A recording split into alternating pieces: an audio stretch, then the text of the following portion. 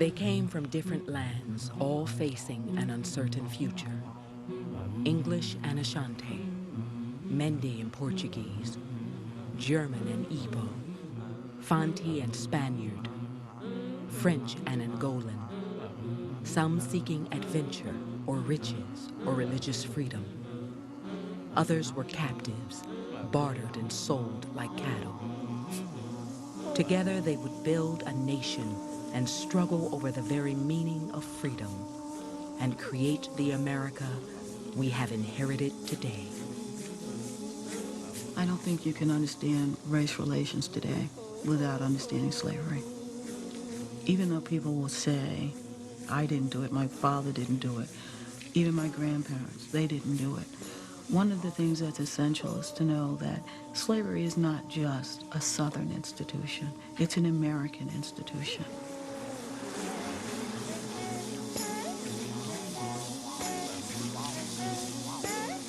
What evolves in North America is a belief system where to be black meant to be a slave, and to be a slave meant to be black.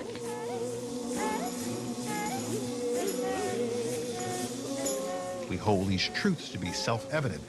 Why is it self-evident? It came from God. They're inalienable. Government secures them. Remarkable document. Didn't apply to black folks. And the man who wrote those words, Thomas Jefferson, kept slaves. He also wrote sometime later to a friend, if there is a just God, we're going to pay for this. Slavery and freedom existed side by side in this country. I think the issue is, did it always have to be that way? And the early history of America indicates that it probably did not.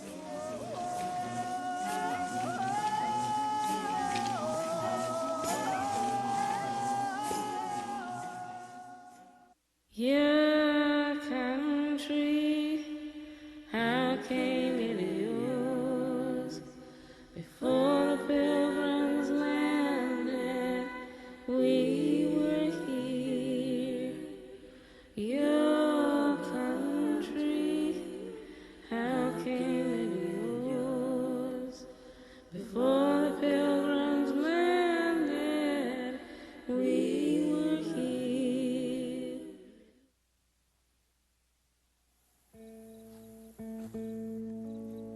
In the year 1645, in the colony that was called Virginia, in the county of Northampton, after a season of disputes, a white man and a black man went into the field and there divided their crop and their land.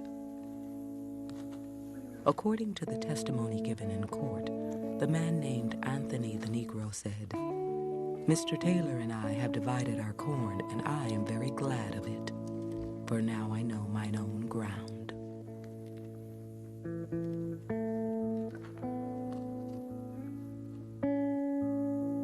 In America, it seemed, all men would be equal. All men would be free.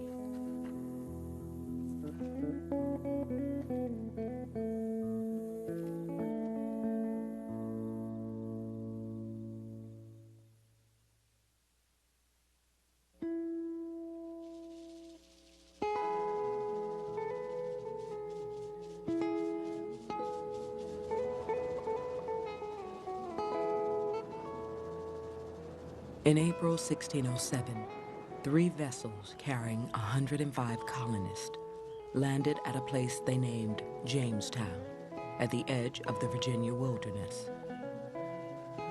They hoped to establish the first permanent English settlement in the New World. There, Englishmen would build a new promised land, the brave new world that their poet Shakespeare dreamed. A free land built by free men. The dreams were utopian initially. Colonies without coercion, without oppression, where each man would be regarded as free and equal. There was a lot of idealism, I think, in the early settlements in the New World. A lot of idealism, which I think didn't stand much to the test of of experience.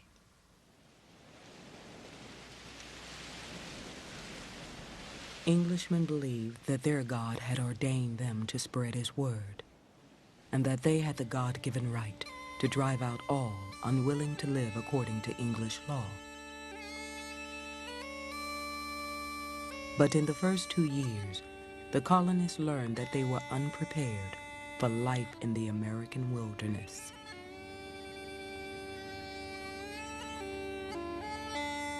The 4th day of September died Thomas Jacob Sargent. The 5th day there died Benjamin Beast. Our men were destroyed with cruel diseases, of swellings, flixes, burning fevers, and by wars, and some departed suddenly. But for the most part, they died of mere famine. There were never Englishmen left in a foreign country in such misery as we were in this new discovered Virginia. George Percy.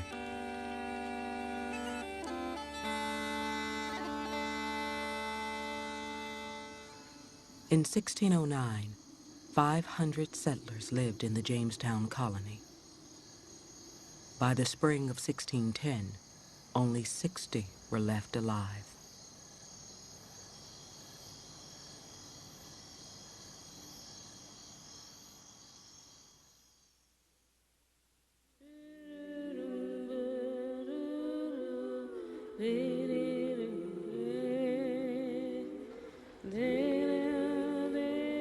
About the latter end of August, a Dutch man of war arrived at Point Comfort. The commander's name, Captain Jope. He brought not anything but 20 and odd Negroes, which the governor bought in exchange for food. John Rolfe, Virginia colonist.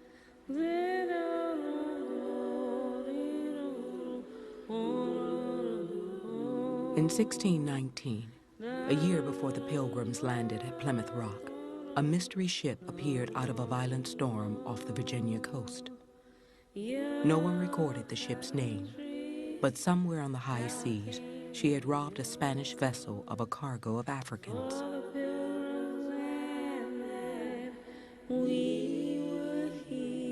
In search of supplies, she traded the Africans for food.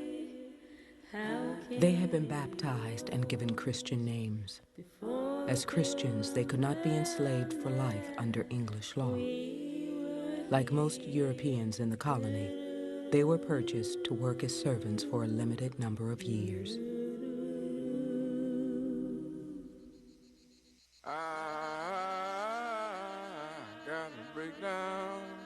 The new arrival supplied much-needed labor for the tobacco crop that was making men rich.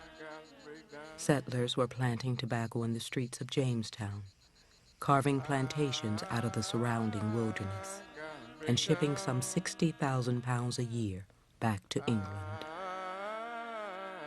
Once tobacco is established as a viable commodity, then the more land you control, the bigger profits you can make. And in order to make those profits, you need more labor, and you look for that labor wherever you can find it. Well, the colony builders initially intended to rely almost exclusively on white indentured servants as a labor force to cultivate the crops that were being grown in Virginia, principally tobacco. And in order to create these raw materials or goods, you often needed labor. Here's a health to the company and one to my life. The world the Africans entered was controlled by wealthy Englishmen and populated by the English poor, most under the age of 25. In return for passage to Virginia, they had traded 4 to 7 years of their labor.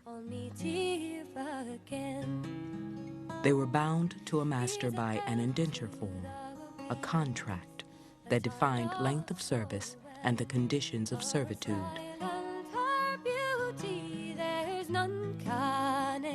Most were promised freedom dues after their service, a bushel of corn, a new suit of clothes, and 100 acres of land. Under Virginia's head right system, a planter was entitled to 50 acres of land where each servant brought into the colony. The issue always was how long that indenture would be and under what conditions you would be forced to work. At its best, it was a short, friendly apprenticeship. You know, at its worst, it was a long and exploitative situation in which you might die before you ever obtained your freedom. By 1622, 3,000 new settlers drawn by the opportunities of the tobacco boom had arrived in Virginia. 2 years later, the first Negro child was born in the colony. He was named William Tucker, after a Virginia planter.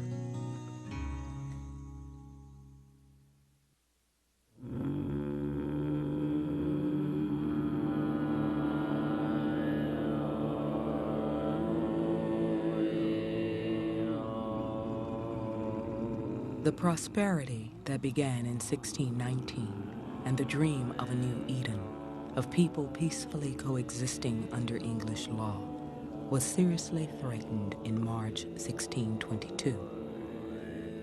On Good Friday, some 30 nations of the Powhatan Confederacy, angered by English violation of land treaties, attacked without warning and attempted to drive the English back into the sea. Along the James River, the Indians killed 350 colonists. On the Bennett plantation alone, 52 people died. Among the 12 who survived was a man named Antonio. Here's an individual that arrives as one of the first African Americans in the history of what became the United States. He does what almost no one in early Virginia managed to do, and that is live. Everyone that's dying of disease, of violence, and in a sense he's lucky. He had been brought to the colony the year before to work tobacco along the James River. His name appeared in the 1625 Virginia census as Antonio a Negro. He was listed as a servant. He comes to Virginia, finds a society that is just developing. He's getting in on the ground floor, as it were. I don't know if he was able to immediately envision that there would be opportunities for him here that weren't available elsewhere. I don't know that anyone could have foretold that. When Antonio arrived, the laws of Virginia did not as yet define racial slavery. They governed only the status of servants. At some point, Antonio changed his name to Anthony Johnson and married a Negro servant named Mary from a neighboring plantation. She bore him 4 children. By 1640, it is clear Anthony and Mary were no longer servants. They had acquired their own modest estate on Virginia's eastern shore. As Johnson prospered, as he obtained land and cattle, he also acquired dependent laborers. What made all of this society go was property. Your identity in the society was determined rather obviously by the amount of land, the amount of labor that you owned. Anthony Johnson was enjoying privileges belonging to a free Englishman. He claimed 5 workers as headrights and expanded his property to 250 acres along the Pongateak Creek. At least some of his workers were white. By 1650, Anthony was one of 400 black people in Virginia out of a population of almost 19,000 settlers. In Northampton County, where Johnson lived, nearly 20 African men and women were free, and 13 owned their own homes. As Anthony Johnson is accumulating property, it seems as though his situation is secure. You get a sense of this individual, this black man, being treated like any white planter, and his wife and daughters being treated like the wife of a planter. At an early moment when men and women were sorting themselves out, when the rules, the etiquette of race, labor, were not so clear. At this moment, in one county in Virginia, it was not foreordained that race relations would become what they did become.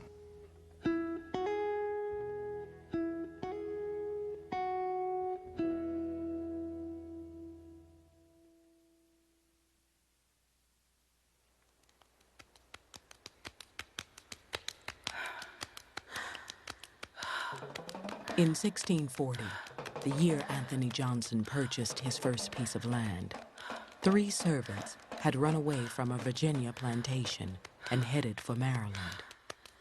Captured and returned to their owner, they were tried for breaking their contract. The said 3 servants shall receive the punishment of whipping and to have 30 stripes apiece. One called Victor, a Dutchman, the other a Scotchman called James Gregory, shall first serve out their times according to their indentures, and 1 whole year apiece after, and after that to serve the colony for 3 whole years apiece. The third, being a Negro named John Punch, shall serve his said master or his assigns for the time of his natural life. Jamestown Court Recorder. The time of his natural life. According to all the legal records that survive, no white servant in America ever received such a sentence. So what begins to happen in the 1640s is that those who are controlling the Virginia colony say to themselves, the fluidity that we've seen in the past, the fluidity that has allowed an Anthony Johnson to serve less than a life term, to acquire his own piece of ground, to develop a free status, is not something that we want to project as going further in the future. We want to close down that opportunity. We want to begin to show some distinctions. The English definition of who could be enslaved began to shift from non-Christian to non-white. For Anthony and other Africans in America, the idea of an equal chance in the colonies was now under attack. In 1641, Massachusetts became the first colony on the British American mainland to recognize slavery as a legal institution. Connecticut followed in 1650, Maryland in 1663, New York and New Jersey in 1664. Virginia legally recognized slavery in 1661, and a year later, a Virginia court decided that all children born in the colony would be free or slave according to the condition of the mother. In Virginia, slavery would be defined by race and perpetuated through heredity.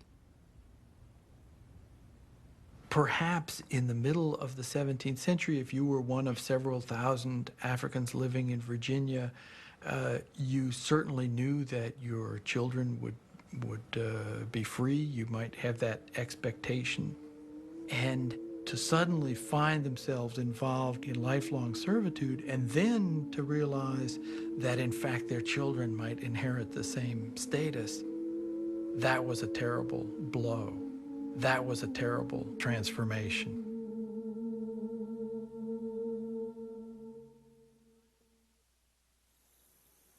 I looked in the east, I looked in the west. For the first 50 years of the colony, most of the unfree labor force had been European, but that was about to change. Word of the hard life in Virginia had gotten back to England, and the colonial government faced a growing shortage of servant labor. Also troubling the colony were the thousands of free men, most former indentured servants, who were unemployed and roaming the countryside. About slavery and Horace to a garden. The problem they face is not only a decreasing supply of indentured servants, but they face this increasing problem of what to do with all these indentured servants once they live out their term, and a lot of them were surviving. They had to be given land, they had to be given their freedom dues, and one of those dues included even guns, and there was a lot of unrest in Virginia.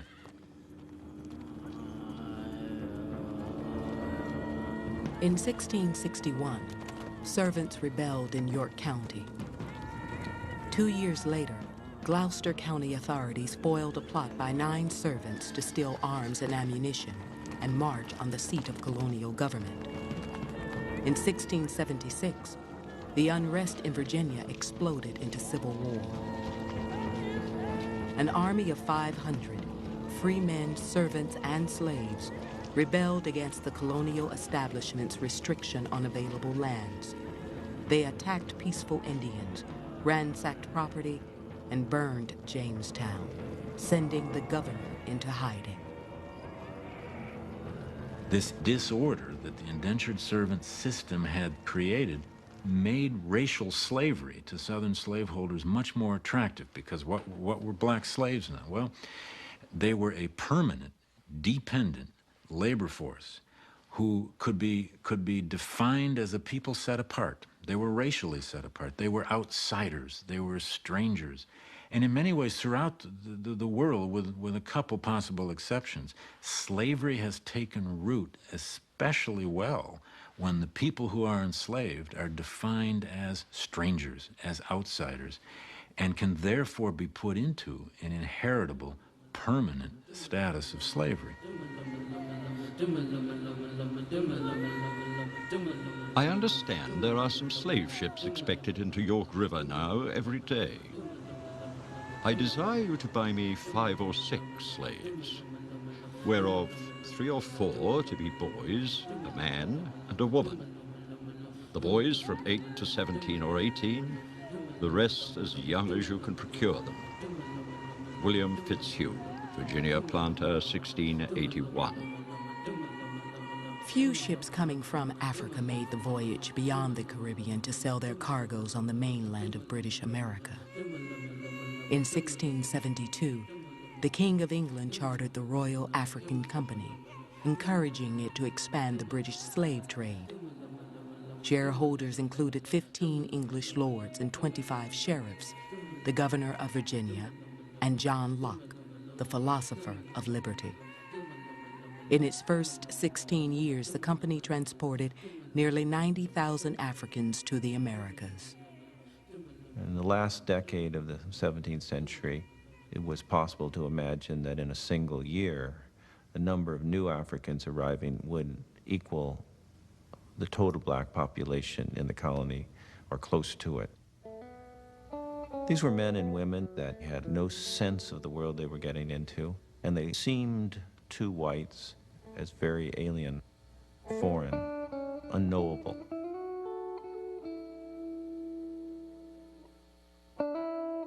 The Europeans look upon these people and they project an image on them. They project an identity, and that identity is African. What that means is non-American. What that means is non-European. What that means is separation.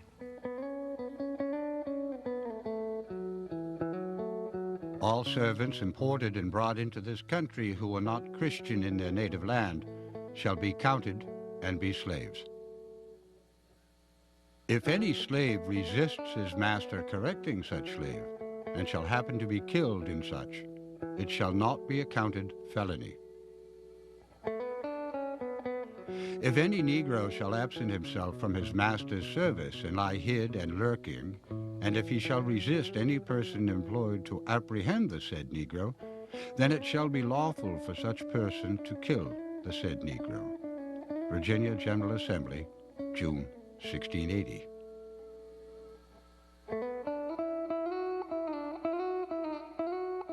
We think about slavery as this complete package that just came to evil landowners, and it didn't happen that way. It happened one law at a time, one person at a time. And as landowners felt the need to control a different behavior, year after year, they added more laws until finally, 1691, they passed the law that made it illegal to free a black slave unless they were leaving the colony. So by then, it was pretty much set that this was going to be a slave society. To move from indentured servitude to racial slavery means that they're setting their own history on a course where freedom is going to depend on slavery, where the political economy of a major portion of these colonies is going to depend on slavery, where the freedom of some is going to depend on the bondage of others.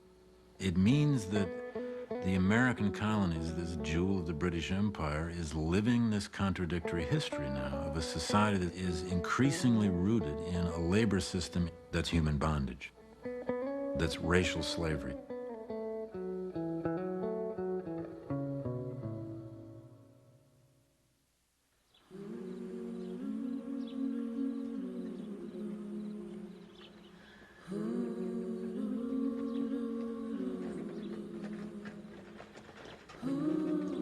Anthony Johnson moved his family out of Virginia and north to Maryland. There he leased 300 acres he called Tony's Vineyard. On that farm, Anthony Johnson died. Back in Virginia, a jury decided that the land Anthony had left behind could be seized by the state because he was a Negro and by consequence, an alien. One wonders how Johnson would have viewed this changing world of Virginia. He lived a very long time. He survived and did quite well by the standards of the day, building up properties, hundreds of acres, and cattle. By the standards of the time, anyone would say he did quite well. There's no reason to believe, as of, say, the 1670s, that the Johnson family is going to be squeezed out. Within a few years, Anthony's grandson, John, purchased another 44 acres, and in memory of his grandfather's homeland, called the farm Angola. By the time the end of the century came, Anthony Johnson's children and grandchildren may well have been fighting to stay free. Many free people were sold into slavery. You know, they couldn't prove that they were free. They had no way of letting anybody know that they were free. So if a plantation owner came by and said, "This is my slave and I want to sell him," you were sold.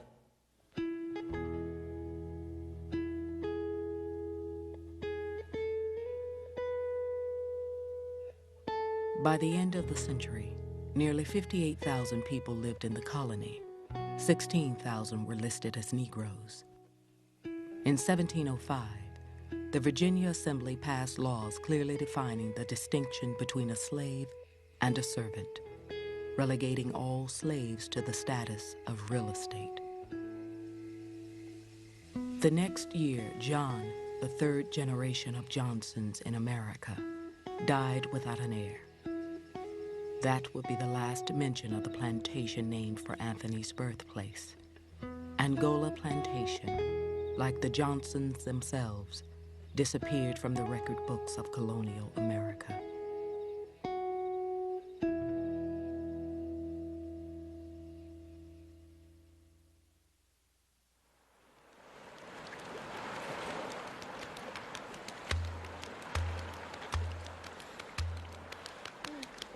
The African trade is a trade of the most advantage to this kingdom of any we derive, and as it will all profit, it is indeed the best traffic the kingdom hath, as it doth occasionally give so vast an employment to our people both by sea and land. John Carey, Bristol, England. In 1698, the English Parliament ended the monopoly of the Royal African Company on the African slave trade. It became the right of every free-born British subject to trade in slaves. Over the next half-century, the number of Africans transported to the British colonies in British ships increased from 5,000 to 45,000 a year. England became the largest trafficker in slaves in the Western world. It is the first principle and foundation of all the rest, said one British writer, the mainspring of the machine which sets every wheel in motion.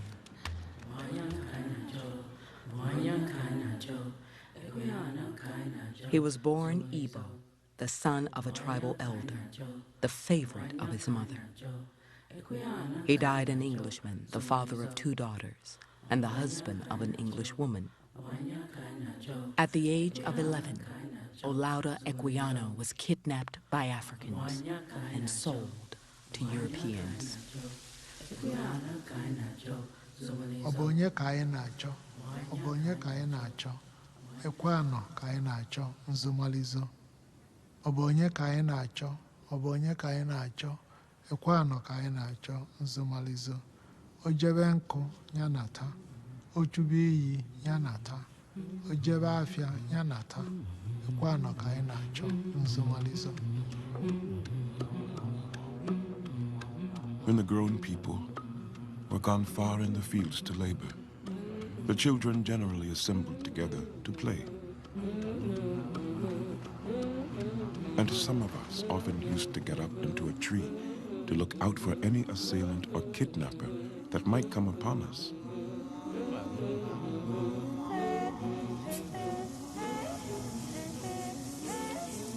One day, when only I and my sister were left to mind the house, 2 men and a woman got over our walls, and in a moment seized us both without giving us time to cry out or to make any resistance. They stopped our mouths and ran off with us. Olaudah Equiano.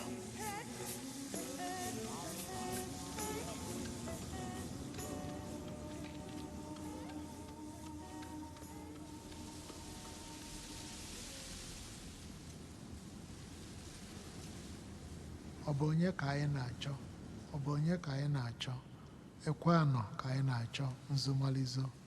Obonye ka anyị na-achọ, obonye ka anyị na-achọ, Equiano ka anyị na-achọ, nzomalizo. Who are we looking for? Who are we looking for? It's Equiano we are looking for, nzomalizo. Has he gone to the stream? Let him come back. Has he gone to the market? Let him come back. Has he gone to the farm? Let him return. It's Equiano we are looking for, nzomalizo.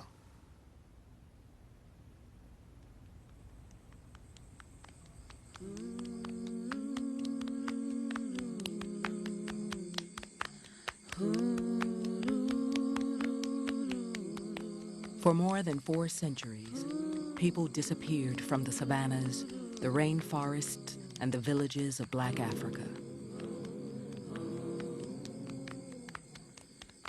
Farmers and craftspeople, commoners and African nobility. Most were strong young men, aged 15 to 25. But women and children were also taken and sold.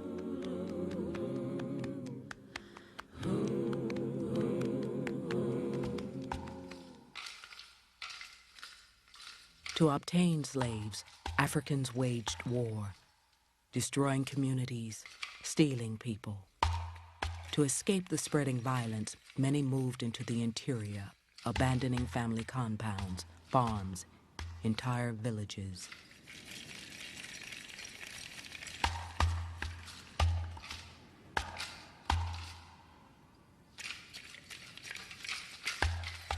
In West Africa, more than 20 million people were kidnapped into slavery. Only half would survive the journey to the coast. The boy Equiano was one of the survivors.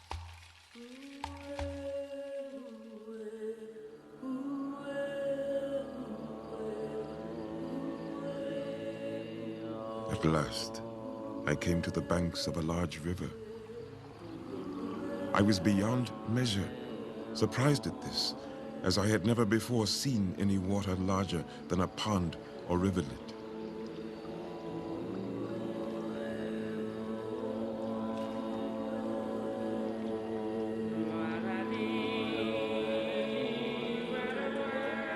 And to my surprise was mingled with no small fear when I was put into one of these canoes and we began to paddle and move along the river. On the journey to the coast, Equiano passed from one African master to another. Once he was sold for 172 cowrie shells. He learned 3 different languages, traveled some 800 miles, and encountered people and customs unfamiliar and frightening to him.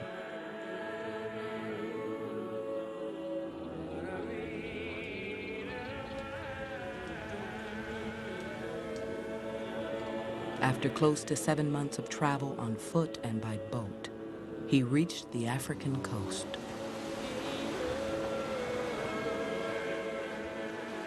The first object that saluted my eyes when I arrived on the coast was the sea, and a slave ship which was then riding at anchor and waiting for its cargo.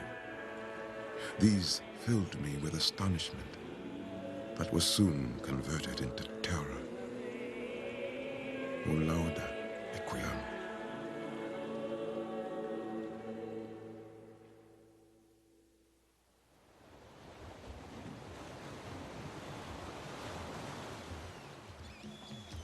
It was an ancient business, this trade in human beings between Africa and Europe.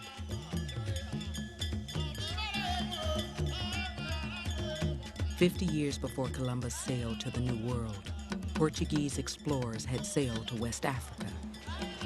At first seeking gold, they built a fort in 1482 and called it Elmina, the mine. The Portuguese pointed their guns toward the Atlantic to guard not against Africans, but against European competitors. Over time, the castle changed hands from the Portuguese to the Dutch, and finally the British. And the trade changed from gold to human beings.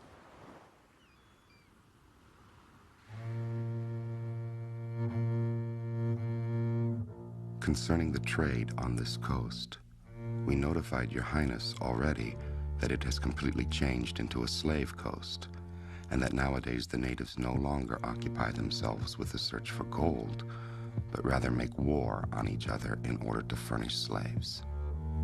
The Gold Coast has changed into a complete slave coast. Willem de la Palma, Director, Dutch West India Company.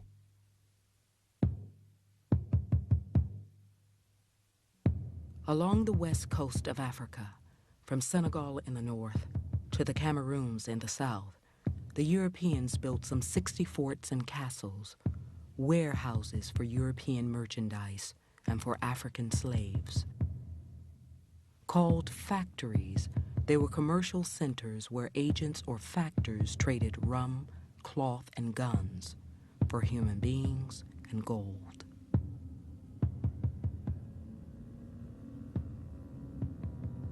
The most notable item is the slave house, which lies below ground. It consists of vaulted cellars divided into several apartments which can easily hold 1,000 slaves. Captain John Barbeau, French slave trader.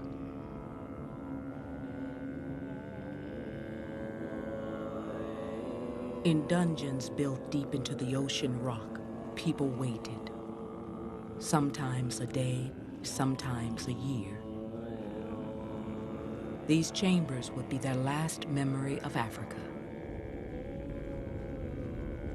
When a slave ship arrived and anchored off the coast, they would be led out from the darkness to the beach.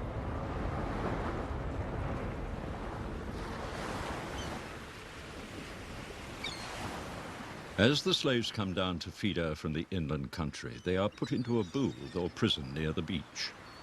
When the Europeans are to receive them, they are brought out into a large plain where the surgeons examine every one of them, all stark naked.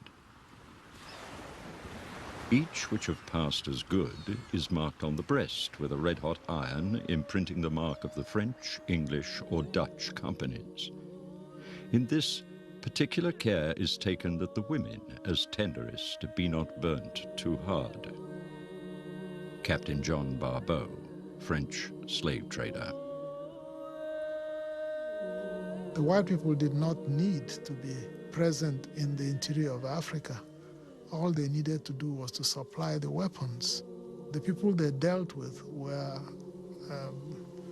those coastal peoples right on the coastline who controlled the territory down there. So Kwano would not have met, maybe not even heard of white people. I have found no place where I can enlarge my fortune so soon as where I now live. In this manner, We spend the prime of youth among Negroes, scraping the world for money, the universal god of mankind, until death overtakes us. Nicholas Owen, slave trader. Europeans died like flies in that climate. The average expectation was 3 or 4 years, really. And so they had to make money while they could, because they knew they didn't have much time. So in that sense, of course, they were trapped. They were caught in the web of the system and held there and died there.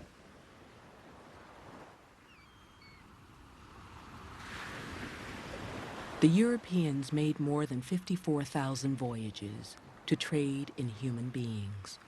No one will ever know the exact number of people taken from the shores of West Africa, but more than 11 million have been counted in the records that remain. Most headed for South America and the Caribbean islands, some 500,000 to the mainland of North America.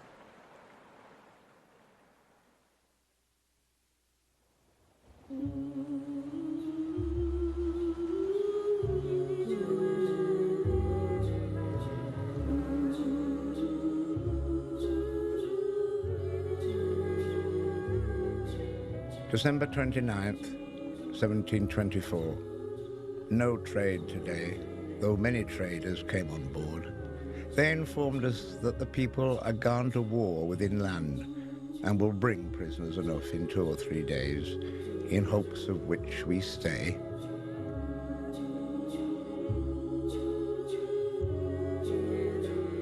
December 30th, 1724. No trade yet, but our traders came on board today and informed us the people had burnt 4 towns of their enemies, so that tomorrow we expect slaves. Liverpool Surgeon.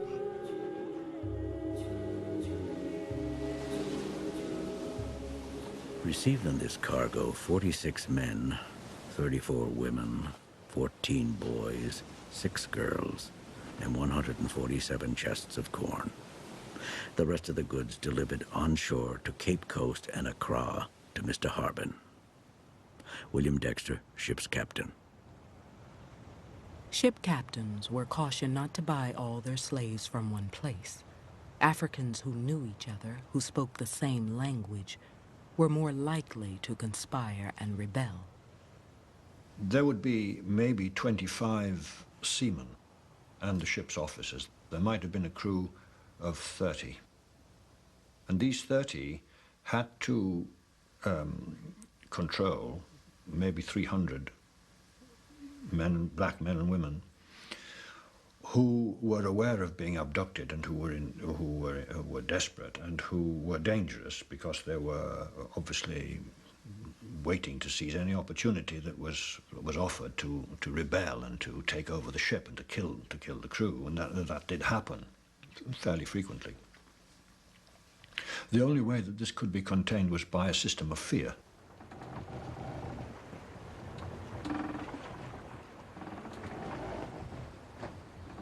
I was now persuaded that I had got into a world of bad spirits, and that they were going to kill me. Their complexions, too, differing so much from ours.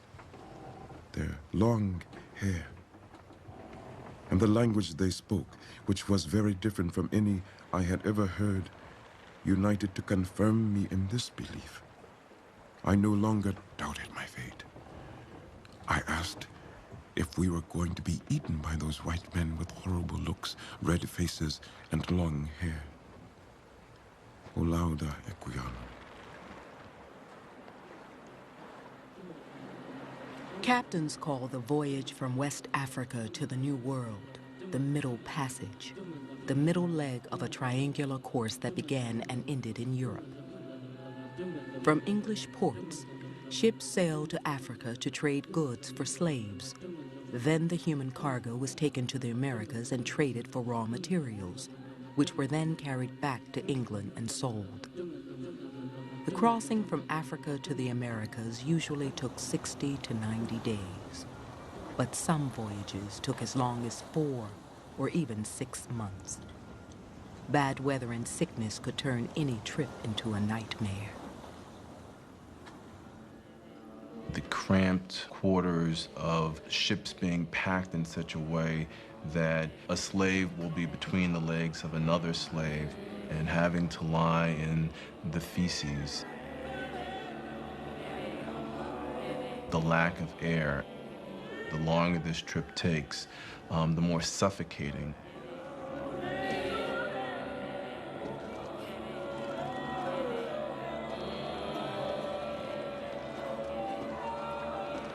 The surgeon, upon going between decks in the morning to examine the situation of the slaves, frequently finds several dead, and sometimes a dead and living Negro fastened by their irons together.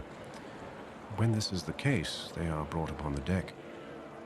The living Negro is disengaged and the dead one thrown overboard. Alexander Falconbridge, ship's surgeon.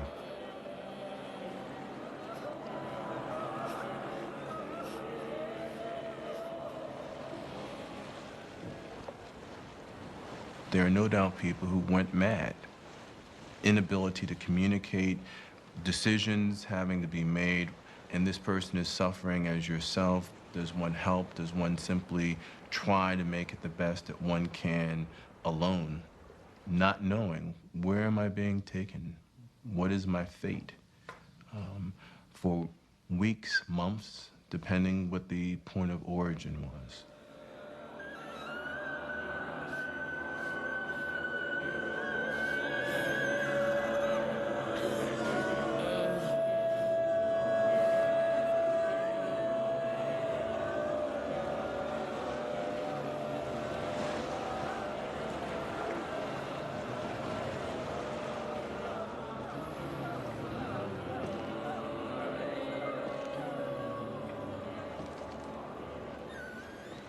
One day, two of my wearied countrymen who were chained together somehow made it through the nettings and jumped into the sea.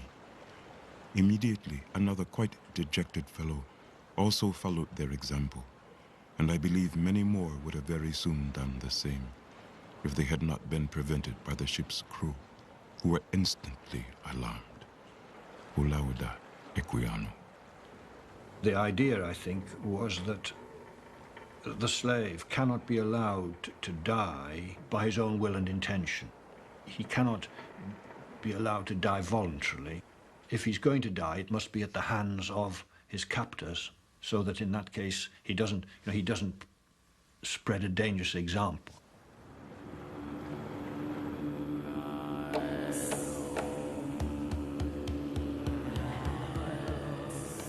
Monday, 11th December. By the favor of divine providence, made a timely discovery today that the slaves were forming a plot for insurrection. Surprised two of them attempting to get off their irons, and in their rooms found knives, stones, shot, etc., and a cold chisel.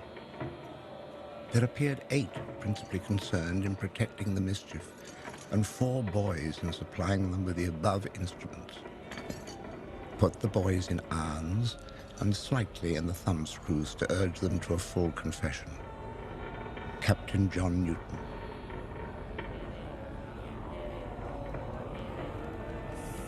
We stood in arms, firing on the revolted slaves, of whom we killed some and wounded many. And many of the most mutinous leapt overboard and drowned themselves in the ocean with much resolution. James Barbow, English sailor, 1701.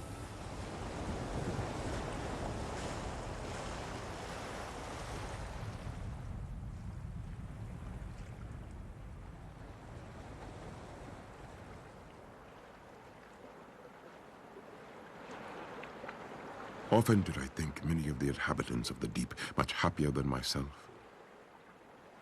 Every circumstance I met with served only to render my state more painful, and heighten my apprehensions and my opinion of the cruelty of whites. Olaudah Equiano. The slavers, they knew at one level that these were human beings, because they were obviously clearly human beings. At the same time, they were objects of profit. And those two concepts couldn't obviously be really reconciled, and they never were reconciled. It was just, I think, that the humane, the sense of the humanity of these people was simply suppressed for the sake of gold. And the shocking thing is that human beings are able indefinitely to suppress the urgings of their common humanity and to deny it for the sake of making profits. Is not the slave trade entirely a war with the heart of man? And surely that which is begun by breaking down the barriers of virtue involves in its continuance destruction to every principle and buries all sentiment in ruin. O lauda equiano.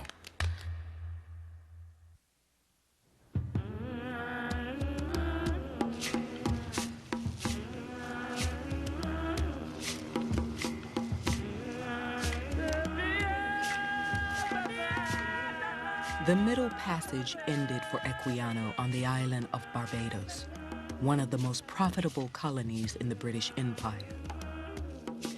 On Barbados, it was calculated that it was cheaper to work slaves to death and replace them with new slaves than to treat them humanely.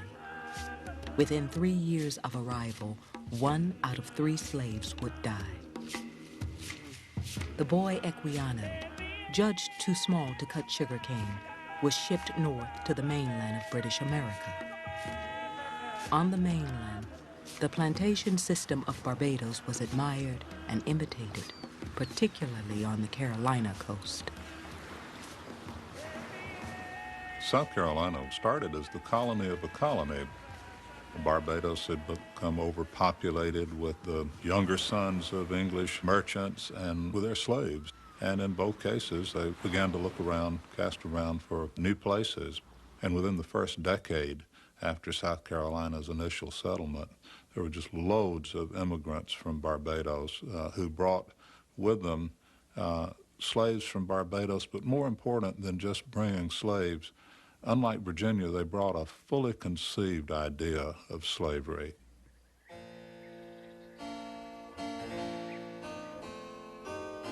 On the shores of the Ashley River stands Middleton Place, home to one of Carolina's oldest families.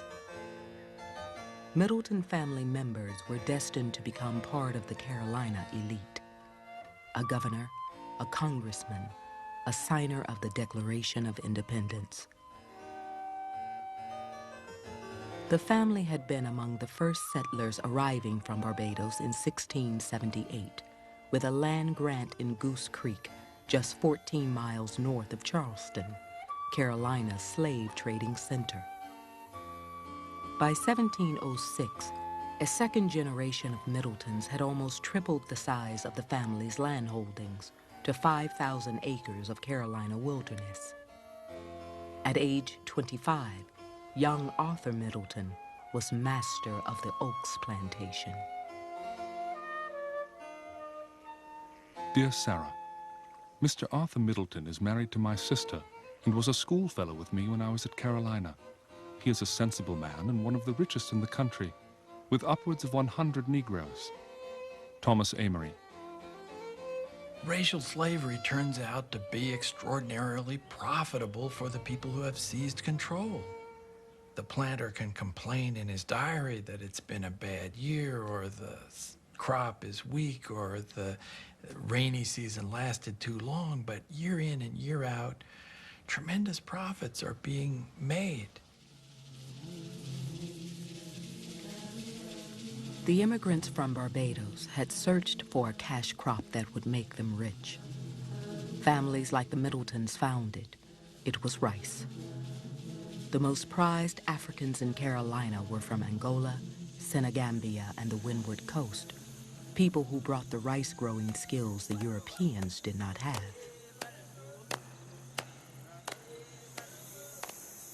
Rice is the most unhealthy work in which the slaves were employed, and they sank under it in great numbers. The causes of this dreadful mortality are the constant moisture and heat of the atmosphere, together with the alternate floodings and drying of the fields on which the Negroes are perpetually at work. often ankle-deep in mud, with their bare heads exposed to the fierce rays of the sun. Captain Basil Hall.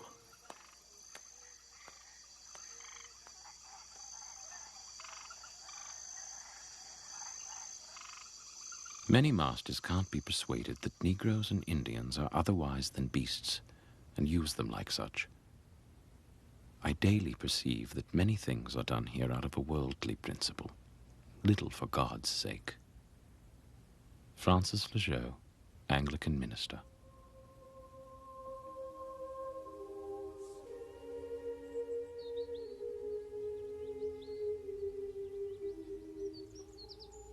In 1706, the Middletons donated 4 acres of land for a church in Goose Creek. Francis Lejeune, the first full-time Anglican minister, was not opposed to slavery, but he preached that all men, regardless of color, had immortal souls. He earned a reputation for spending time with the Negroes, baptizing and teaching them to read the Bible. He spoke out often against the brutality of Carolina slaveholders who were seeking to control the growing population of Africans. I have had of late an opportunity to oppose with all my might a very unhumane law in relation to runaway Negroes. Such a Negro must be mutilated by amputation of testicles if it be a man, and an ear if a woman. I have openly declared against such a punishment, grounded upon the law of God. Francis Lejeune.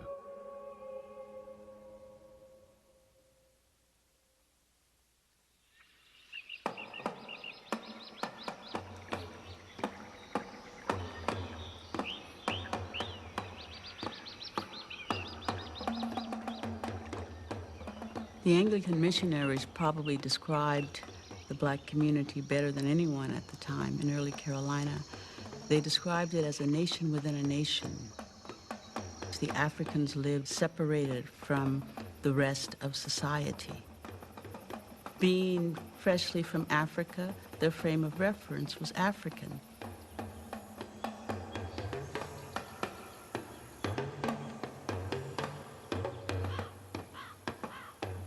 They were very much familiar with this kind of subtropical environment that they found themselves in Carolina. There's still communities of people who live, love, raise children, and work, and they feel that as people, as humans, they have a right to come and go. They have a right to visit their wives and their husbands on other plantations. It was, as one traveler said, a Negro country.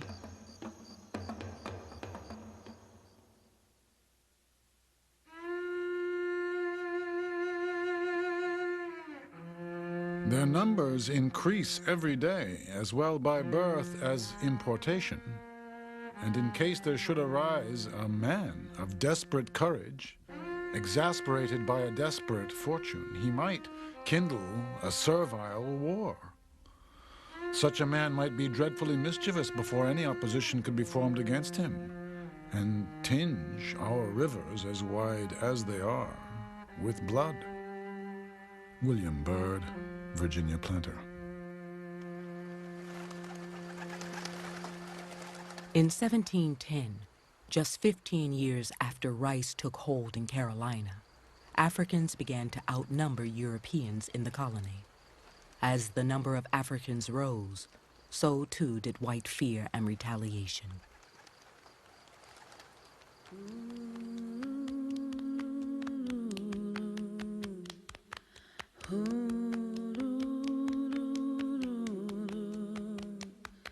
Mr. D told me once he cut off a Negro man's leg for running away.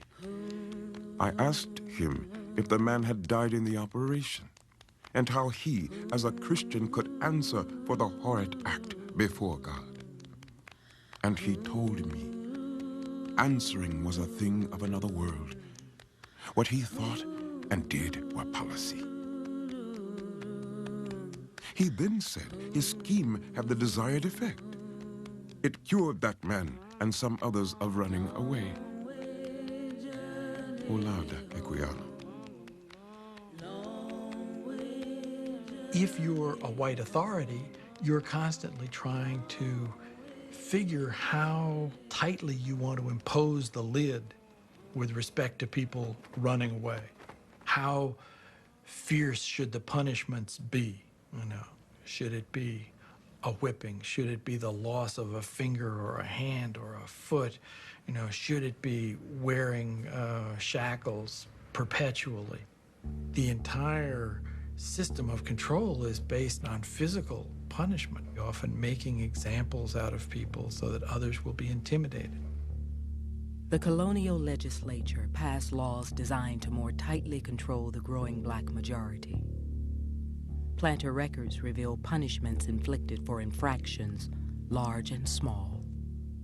8th February 1709. I rose at 5 o'clock this morning and read a chapter in Hebrew and 200 verses in Homer's Odyssey. I ate milk for breakfast, I said my prayers. Jenny and Eugene were whipped. 17 April.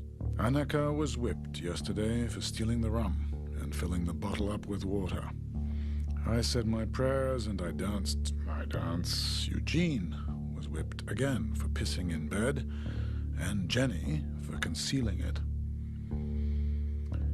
I took a walk about the plantation. Eugene was whipped for running away and had the bit put on him. I said my prayers, I had good health, good thoughts, and good humor. Thanks be to God Almighty. William Byrd, Virginia Planter.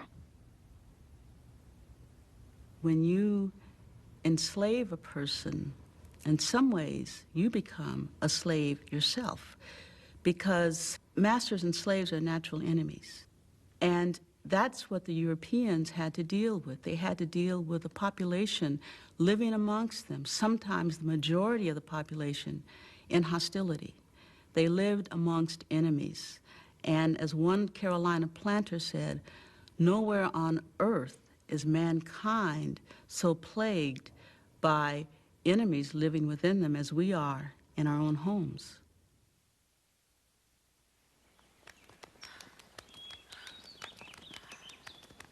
The Spanish are receiving and harboring all our runaway Negroes. They have found out a new way of sending our own slaves against us to rob and plunder us. We are not only at a vast expense in guarding our southern frontiers, but the inhabitants are continually alarmed. Arthur Middleton, acting governor, 1728. On the South Carolina frontier, word spread of Africans and Indians coming up from Spanish Florida to attack planters, and of Spanish authorities offering runaways freedom on Florida soil. In Goose Creek, an Anglican minister complained of secret poisonings and bloody insurrections by certain Christian slaves. South Carolina is a pot ready to boil over. Imagine coming into a setup that seems almost unbearable and finding that people have many of them have somehow rationalized it or are enduring it. You know, that's the best they can do. But you as a newcomer might feel, I'm not going to put up with this. Better to die trying to change this. And there must have been hundreds of people like that in South Carolina in the 1730s. By the 1730s, close to 2,000 Africans were arriving at the port of Charleston each year. From 1735 to 1739, out of 11,000 slaves landed, more than 8,000 were listed as Angolans. What develops is a sense among Europeans that slaves from certain areas have particular characteristics. Slaves from the Angola area are reputed among the English to be particularly difficult, to be rebellious. In St. Paul's Parish, there were close to 1,000 new people who just a few years before had been taken from the Angola region of Africa. One of them We only know his name, a man named Jemmy, apparently had come recently from Angola. He may not even have spoken English, but he may have had strong contacts with other Angolans. He had to try to build alliances, not only with other Angolans, other new arrivals, but with other Africans, African Americans, people from a community that he was not that familiar with. And apparently he succeeded. During the early morning hours of September 9th, 1739, almost as soon as word is received in South Carolina that England and Spain are at war, some 20 Angolan slaves, led by the man named Jimmy, began marching towards St. Augustine and the promise of freedom.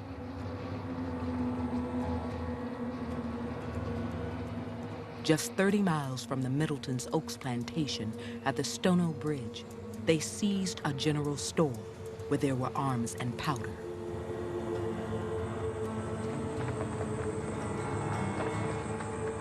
They killed the storekeepers and left their heads on the doorstep. What better moment to start an uprising and try to strike out for St. Augustine and find freedom in Florida in the hope that the Spanish authorities are willing to grant freedom to English-speaking slaves who escaped from the Carolinas into Florida. On the march south, the Africans did not kill every white they encountered. They spared Mr. Wallace, an innkeeper they knew to be kind to his slaves. But before the day ended, they had killed more than 20 people. As other slaves joined them, they became an army of almost 100, camped at the Edisto River, waiting for others to gather under their flag. The entire force of English North America was going to come down on them, because this was an issue not merely for those in South Carolina immediately surrounding this area. This was an issue for every European colonist everywhere in the colonies, to quash this and to provide some exemplary punishment. Around noon, the nearest white settlers were alerted. By 4 in the afternoon, they caught up with the Negroes along the Edisto River and fired upon them. Eyewitnesses recorded that the rebels fought boldly, but at least 14 were killed or wounded in the first attack. Others were surrounded, questioned, and then shot. The armed colonists then turned toward Charleston, and on mileposts along the way, they left the heads of the executed men. Just the way war transforms people, this terrible transformation into race slavery had changed people by the middle of the 18th century. So the violence you see at Stono is a violence that had become pervasive in the culture. By the middle of the 18th century, this had become a way of life in the English colonies. Stono was sort of the beginning of the concept that the black population had to be utterly controlled. And the legislation that came out of Stono, the Negro Act, took away whatever liberties the Africans had. Freedom of movement, freedom of assembly, to earn money, to learn to read, all were outlawed. South Carolina imposed duties on all slave importations and encouraged European immigration in order to change the ratio of whites to blacks. The Negro Act became the model for slave laws throughout the mainland of British America.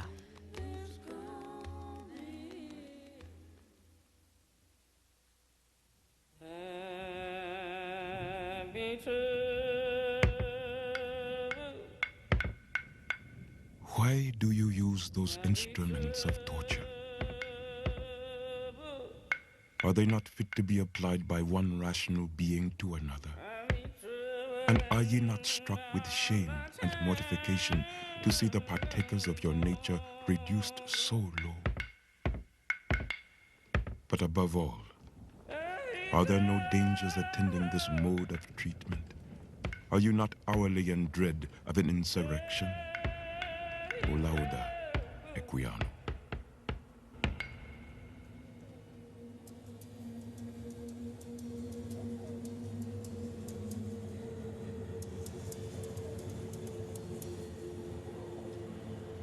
News of the rebellion traveled quickly to New York, now the third largest city in British America. Most of Manhattan Island was unbroken wilderness, crossed by streams emptying into both the Hudson and East Rivers. By 1740, except for Charleston, South Carolina, no city in colonial America had so high a density of slave population as New York. Crowded onto the southern tip of the island lived 11,000 people, of which more than 2,000 were black. There was really an illusion of intimacy between enslaved blacks and their white slave owners who lived under the same roof. These people could not trust one another. In fact, the slave owners considered the enslaved blacks domestic enemies.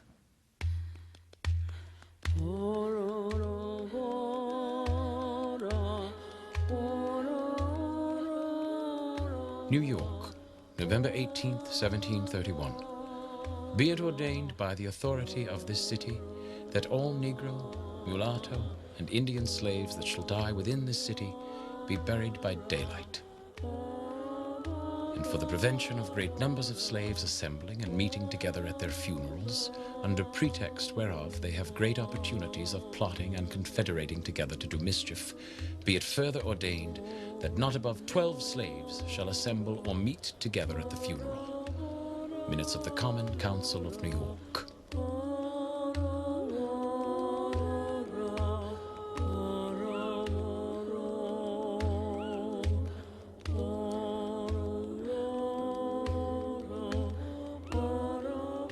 There were probably a lot of other issues going on in New York City at that time that made whites suspicious of blacks. There was, among the lower classes of blacks and whites, a lot of racial amalgamation. There was a lot of activity in the grog shops between blacks and whites, blacks frequenting taverns. New York City was a cosmopolitan place, with people from various ethnic groups converging, lots of seamen, and blacks were very much a part of that. In taverns, black men illegally gathered, drank, and mingled with white New York residents. Many enslaved men in New York were hired out by their masters. They had relative freedom of movement and control over their own time. The African-American adult male is seen as the most troublesome, the most intractable, the most rebellious. Those are the persons who are growing in the population. By law, they're not supposed to be out after sunset. By law, they're not supposed to have any currency of their own. By law, they're not supposed to go and gather in numbers of 3 or greater. By law, they're not supposed to be out drinking, yet every night they're out doing all of these things. There developed in colonial New York City a lively street life amongst black men, and enslaved and free. These black men organized into clubs or gangs, and they were a constant presence on the streets. They even gathered at nights at the docks or in taverns, and they presented, according to the English authorities and anxious white residents, a public threat.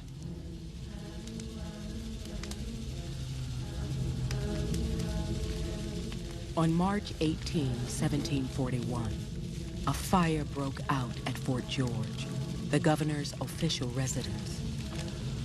Whipped by violent winds, it burned until a rain shower cooled the blaze, keeping it from torching the entire city. A week later, another fire broke out, And then in the next 3 weeks, fires raged.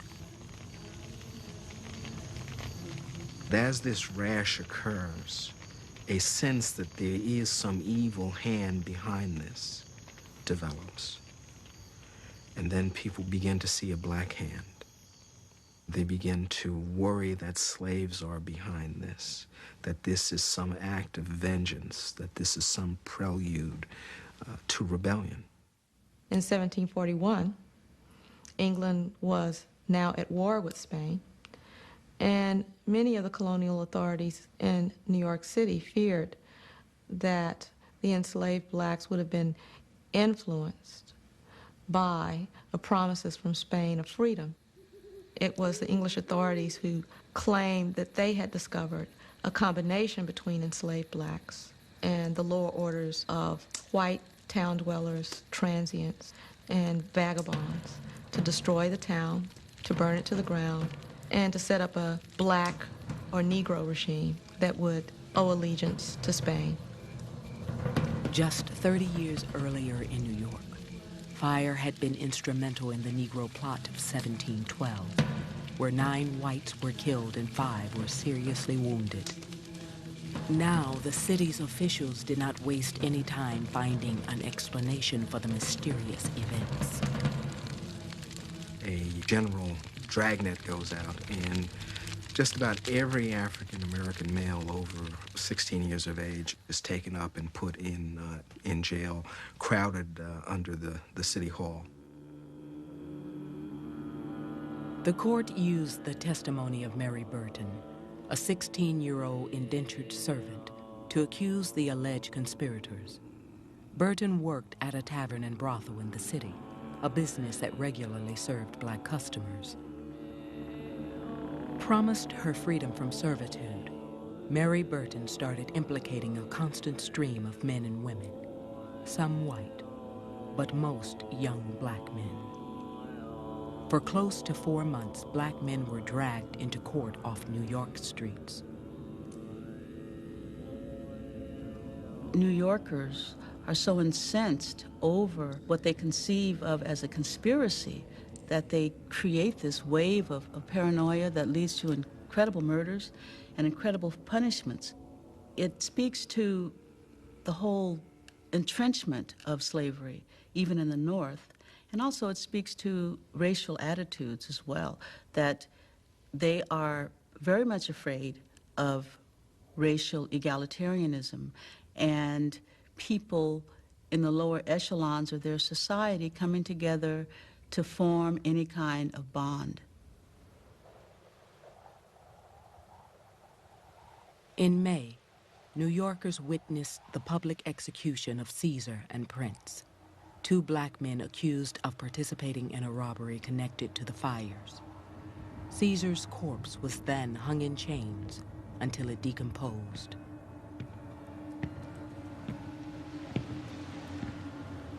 From the spring of 1741 through the following winter and into the spring of 1742, some 160 slaves and at least a dozen whites were accused of conspiracy against the city of New York. 31 Africans were put to death, 13 of them burned at the stake, and 4 whites were hung.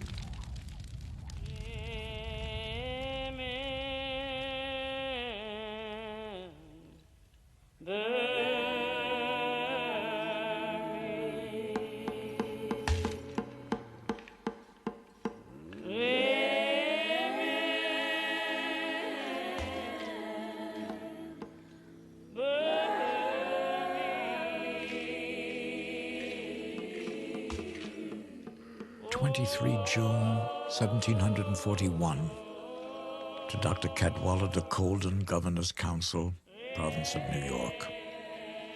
Sir, the horrible executions among you puts me in mind of our New England witchcraft in the year 1692. I am humbly of the opinion that such confessions are not worth a straw, for many times they are obtained by foul means, by force or torment, or in hopes of a longer time to live, or to die an easier death. I entreat you not to go on making bonfires of the Negroes and loading yourselves with greater guilt than theirs.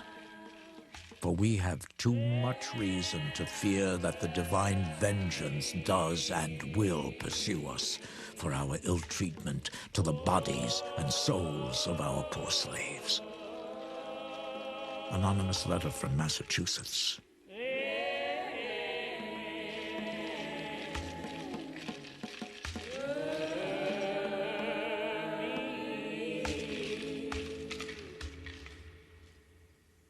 The encroachment of slavery in American society that began in Virginia culminated in 1750 with the decision to legalize slavery in Georgia, the last free colony.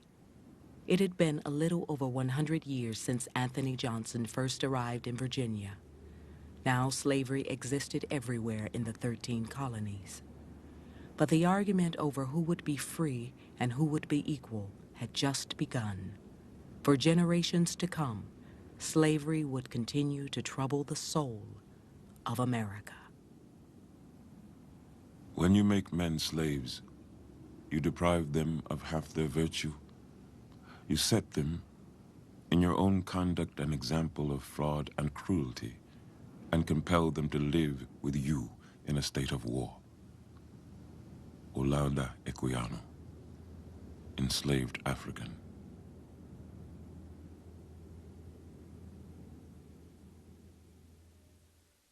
Your country, how came it yours?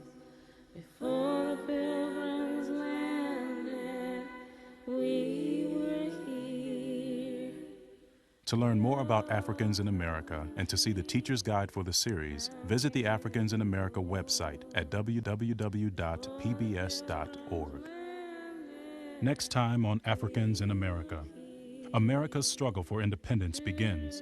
With the threat of war, black men become soldiers in exchange for the promise of freedom. It gave you a purpose in life.